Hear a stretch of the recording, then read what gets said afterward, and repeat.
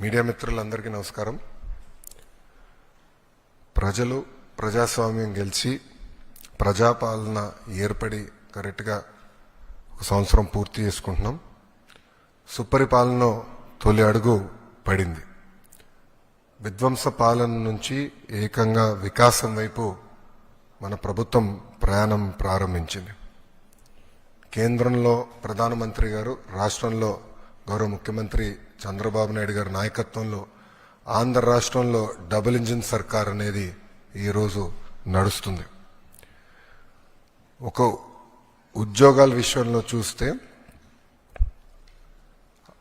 Mega DSC ఏర్పాటు చేసి ఏకంగా 16,347 పోస్టులు ఈరోజు ప్రజాప్రభుత్వం భర్తీ చేస్తుంది.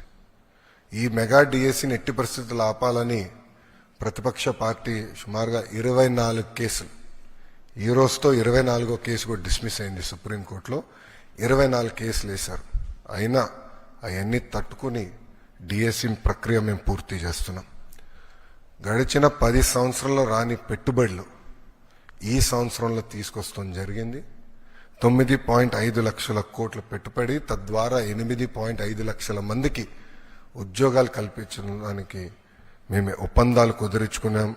అనేక దశల్లో ఆ ఇన్వెస్ట్మెంట్స్ ఉన్నాయి.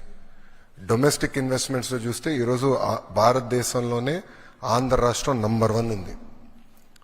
16% డొమెస్టిక్ ఇన్వెస్ట్మెంట్స్ లో ఆంధ్ర రాష్ట్రానికి వస్తుంది జరిగింది. దాంట్లో భాగంగా TCS, LG, NTPC green, ఆసిలర్ Mittal, BPCL, Reliance, renew power లాంటి సంస్థలు ఈరోజు ఆంధ్ర రాష్ట్రంలో పెట్టుబడులు పెట్టడానికి ముందుకు వచ్చినాయి. డబుల్ ఇంజిన్ సర్కార్ ఉంది కనుకనే విశాఖ స్టీల్ ప్లాంట్ కాపాడుకోగలం, రైల్వే జోన్స్ సాధించాం.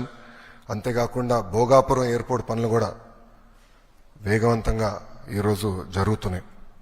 మీరు చూస్తే ప్రజాప్రభుత్వం ఏర్పడిన తర్వాత ఒక పెన్షన్లోనే భారతదేశంలో ఏ రాష్ట్రం ఇవ్వని విధంగా మేము ఇస్తున్నాం. వృద్ధులకి 1,000 రూపాయలు పెంచాం, వికలాంగులకి 3,000 రూపాయలు పెంచాం. బెడ్కే పరిమితం అవుతే 15,000 రూపాయలు ప్రతి నెల ప్రభుత్వం ఇస్తుంది. భారతదేశంలో ఏకైక ప్రభుత్వం ఇస్తుంది, అది ఆంధ్ర రాష్ట్ర ప్రభుత్వం. ఇంతేకాకుండా భారతదేశంలో ఎక్కడ లేని విధంగా 203 అన్న క్యాంటీన్లు ప్రజాప్రభుత్వం తిరిగి ప్రారంభించి ఈరోజు నడిపిస్తుంది. గౌరవ ముఖ్యమంత్రి గారు ఇప్పుడే చెప్పారు, ఆగస్టు 15 నుంచి ఉచిత బస్ విధానం కూడా మేము అమలు చేస్తున్నాం. దీపం పథకం ద్వారా ఇప్పటికీ 2 కోట్ల గ్యాస్ సిలిండర్లు ఉచితంగా ప్రజాప్రభుత్వం తెలుగింటి ఆడబడుచులకి అందజేస్తాం కూడా జరిగింది. దాంట్లో కొన్ని సవరణలు తీసుకొచ్చి ఏకంగా ఆ డబ్బులు డైరెక్ట్గా మహిళల అకౌంట్లో కూడా వేయాలని ఒక నిర్ణయం కూడా ప్రభుత్వం తీసుకుంటాం జరిగింది. ఈరోజు ముఖ్యమైన కార్యక్రమం తల్లికి వందనం. ఎన్నికల్లో మనం ఇచ్చిన హామీ నిలబెట్టుకుంటున్నాం. ఆనాడు చాలా స్పష్టంగా ఎంతమంది పిల్లలుంటే అంతమంది పిల్లలకి తల్లికి వందనం ఇస్తానని హామీ ఇచ్చాం. దాంట్లో భాగంగా జియో ఇచ్చాం. ఈ రోజు నుంచి డబ్బులు తల్లుల అకౌంట్లో కూడా పడతాయి. 13,000 రూపాయలు తల్లి అకౌంట్లో పడుతుంది. 2,000 రూపాయలు మెయింటెనెన్స్ గ్రాంట్ కింద స్కూల్స్లో మెయింటెనెన్స్ కోసం ప్రభుత్వం ఆ నిధులు కూడా ఖర్చు పెడతాం జరుగుతుంది. సో భారతదేశంలో ఎవరు చేయని విధంగా సంక్షేమ అభివృద్ధి కార్యక్రమాలు ప్రభుత్వం ఈరోజు చేస్తాం జరుగుతుంది.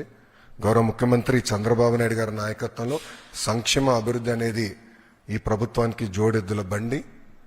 మాకు చాలా క్లియర్ మ్యాండేట్ ఇచ్చారు. 2 మీరు తీసుకెళ్ళాలి.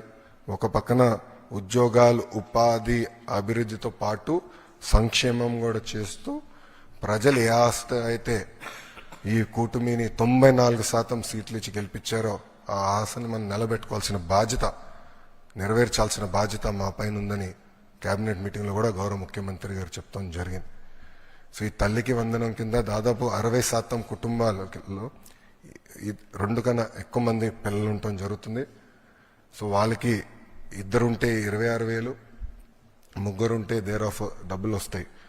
సో ఆటోమేటిక్గా ఆ డబ్బులు వాళ్ళ అకౌంట్లో పడటం జరుగుతుంది.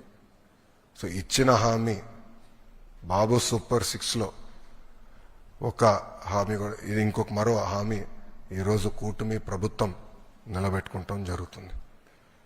Thank you.